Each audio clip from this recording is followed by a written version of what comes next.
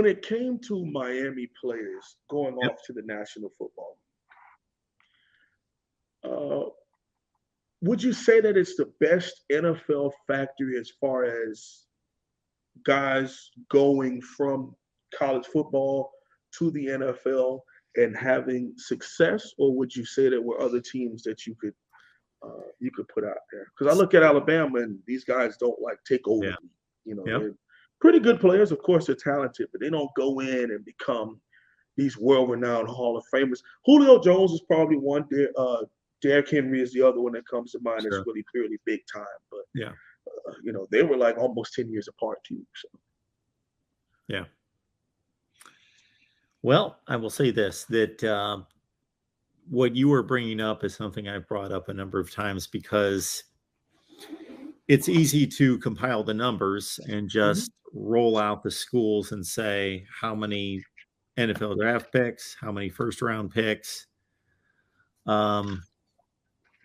I'd like to see somebody really take that on, and I'm not the person to do it because it would just take zillions of hours to, number one, from a draft selection standpoint, go a little bit deeper with that to actually maybe give a point system to, you could be drafted the last pick of the first round and get that first round selection in that school's category, and somebody else is going to be the first pick of the second round and they don't get, you know what I mean? So Right. have all that fairly built into a system to reflect that. Okay, so that's just draft. That doesn't speak to what you're talking about, going out onto the field and performing. So then coming up with some kind of scale of determining, which is easy to do with quarterbacks, running backs, wide receivers, because of yardage and stats, but to give some kind of metric to offensive linemen, how many games started, all pro Bowl selections, I don't know, maybe whatever system you would trust their grade to see how effective they are in the NFL, and go through all the players and figure out. We all look up the numbers on who has the most NFL draft picks and the most first round picks. Most first round picks of all time is Ohio State. The most NFL draft picks of all time, I still think, is USC. Mm-hmm. And then I believe Ohio State and Notre Dame are up there. But obviously that goes back to the first NFL draft. I was going to say, I think they've been playing ball half a century longer than Miami. Yeah. Although there was no NFL draft until 1930. I don't know why 36 stands in my head. Something like that.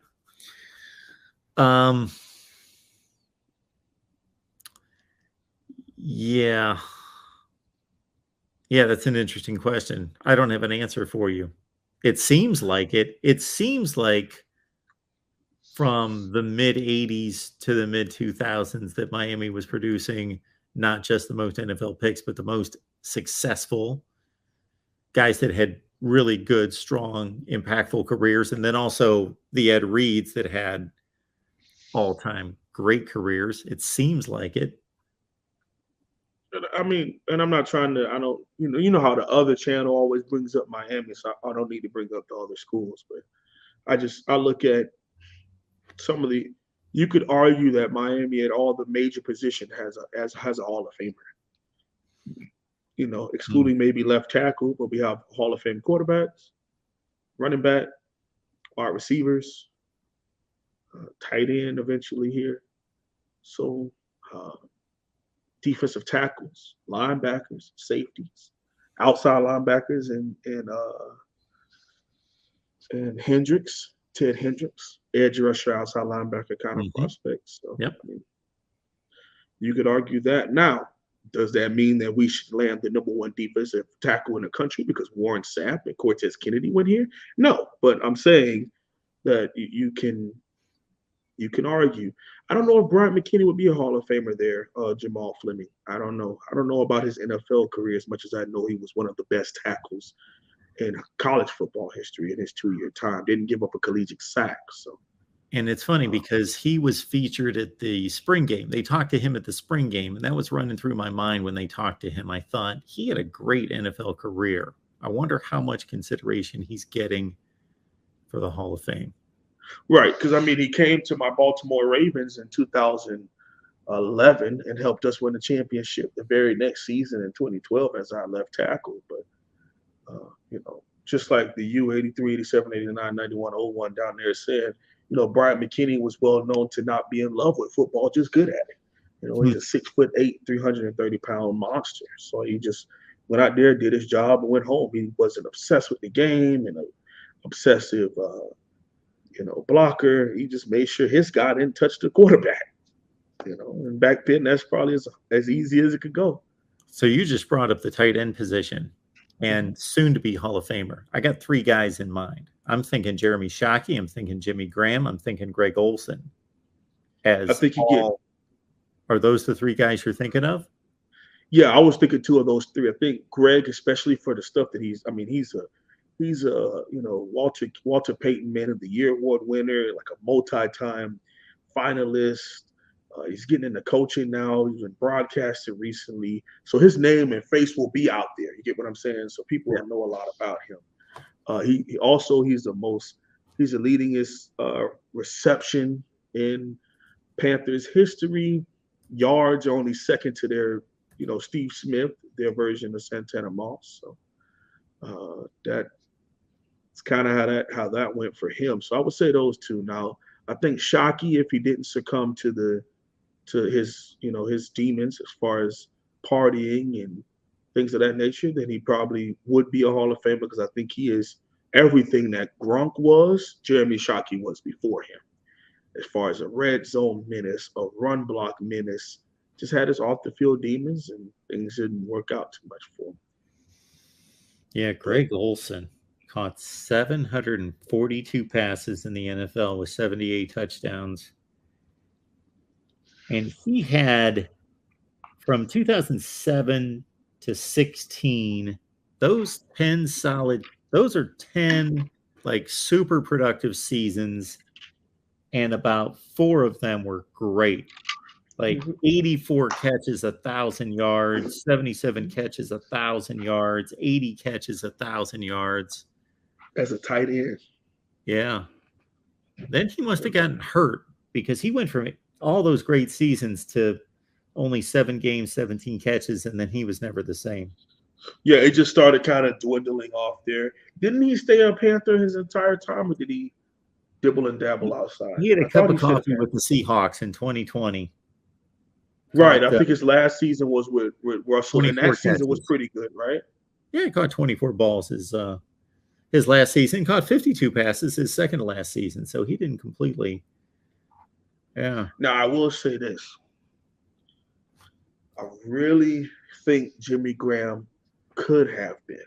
It may be like 20 years from now so he gets in. But yeah, the way he was going. Man, you talk about his time in the late 2000s and early 2010s with the Saints when he was just like unguarded. Because no one who's going to guard him. They put him at wide receiver just to throw fade routes to him.